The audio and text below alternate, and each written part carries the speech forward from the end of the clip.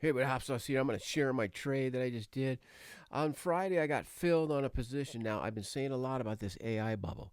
Okay, agree or disagree, whatever, but experts are talking about we're seeing inflated PE ratios, primarily in the AI sector, technology as well, but the values are high right now. So um, I wanted to something a little bit slower.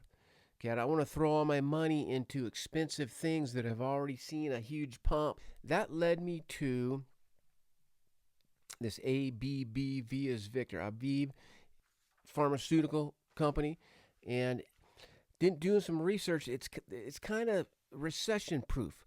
Everybody needs medicines, right? Everybody needs meds that are already prescribed. So there's already this revenue model that has money coming in, no matter what the rest of the market does. So that's what I was looking at now. As I went into it, normally I would buy 100 shares so I can be in a position to sell a call option if I needed to. This is a little bit expensive. The thing is trading at $212, so you got to come up with $21,000 to buy 100 shares. Every one of my trades, one of my rules, I try to stick to 10% or below excuse me, of my allocated portfolio, whatever portfolio I'm using. So 21,000 went above my 10%. So I'm gonna bring it back down. I like around 5 or below. So right here, I started looking at prices and decided to buy a leap option at around, I think it was $44.40. So for $4,400, I controlled 100 shares of the stock. Let me show you the chart. I like to use probabilities in certain entry points with doing things. So these are trend lines. The green is a trend line up. This longer one is a long, going way back for years, like in 2020. I tighten it up. Here's a bigger upward trend.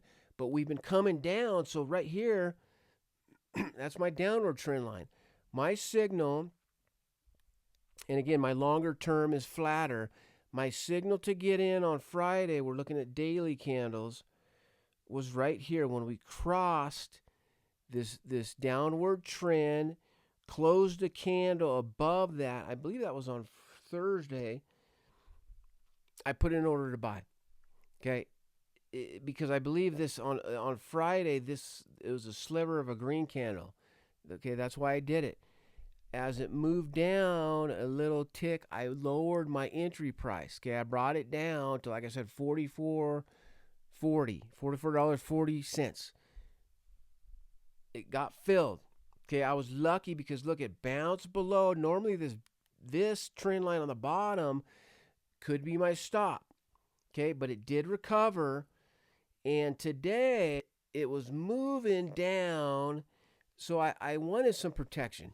Okay, because this is an option. It's a call option. A deep in the money call option has a lot of intrinsic value.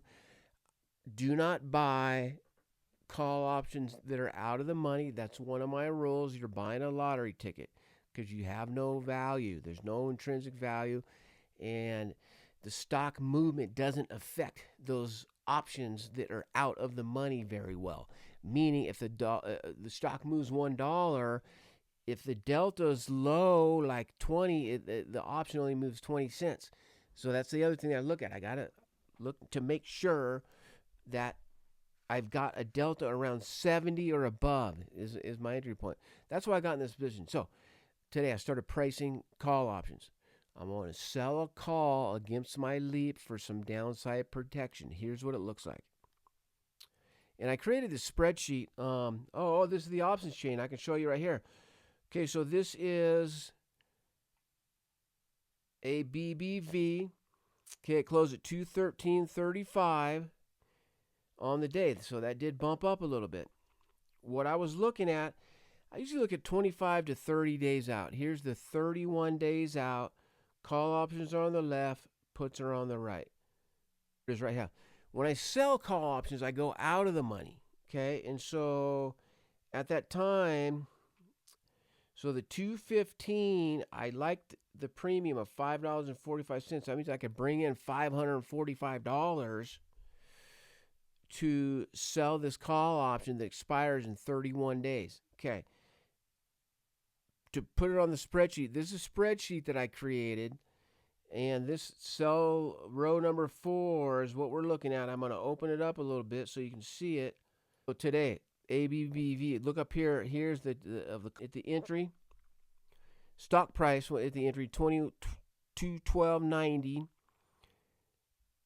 I purchased the 185 deep in the money leap option for $44.40. Here's the expiration on it. It's next year in June. So I had to come up with this much cash, $4,440.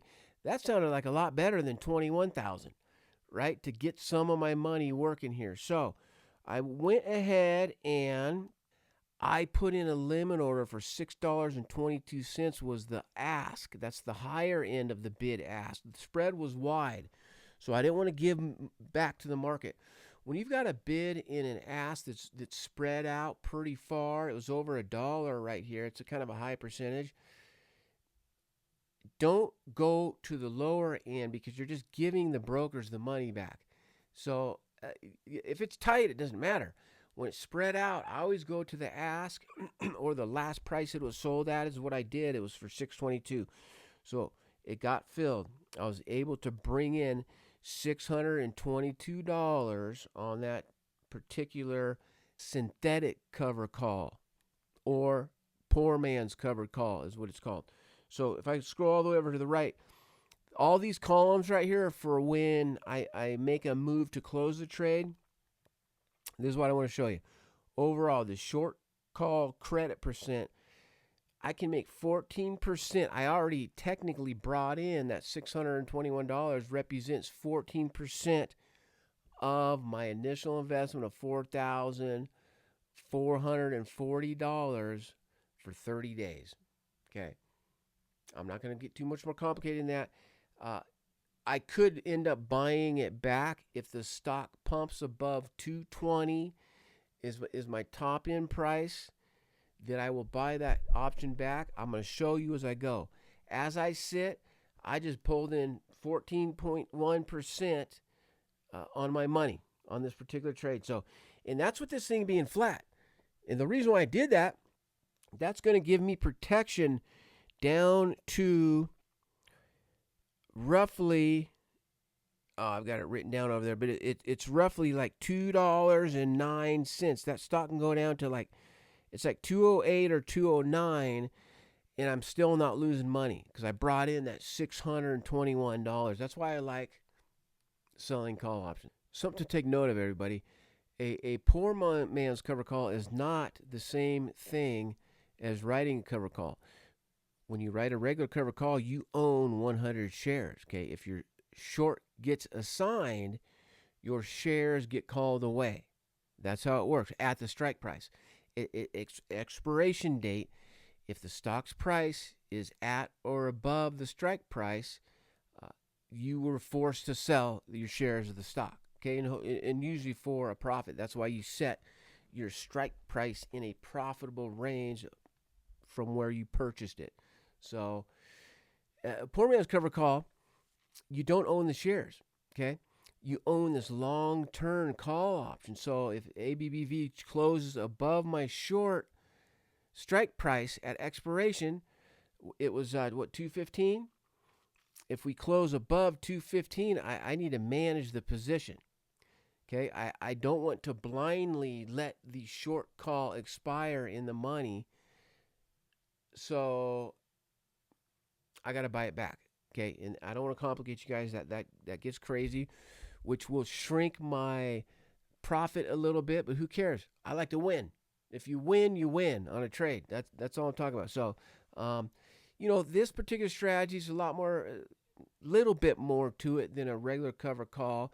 You can't just set it and forget it, because everything with a regular cover call, you can do that. You set it and forget it, and you don't have to worry about it. So, I'm comfortable with this setup because the high percentage gain, There was volatility, so the prices were good in terms of the call premium.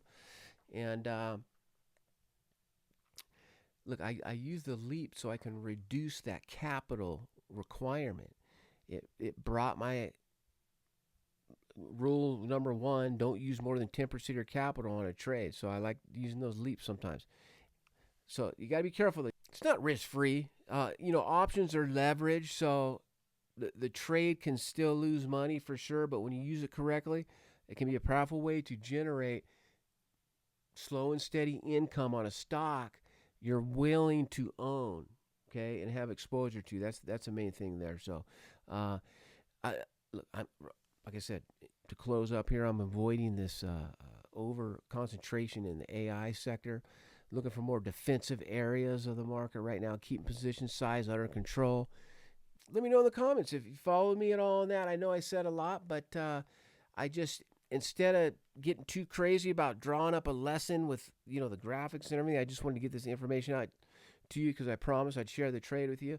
And like always, I appreciate you chiming in here. Give me a comment. Let me know what you think on this. Hit that thumbs up, and if this helps you out at all, go ahead and share this video. That really helps me. I'm staying dedicated to the channel and just following Hop Sauce on my journey as an investor to reach that millionaire status, and it's working out so far. All right, thanks for your time, everybody. Hop Sauce sign off. Peace out.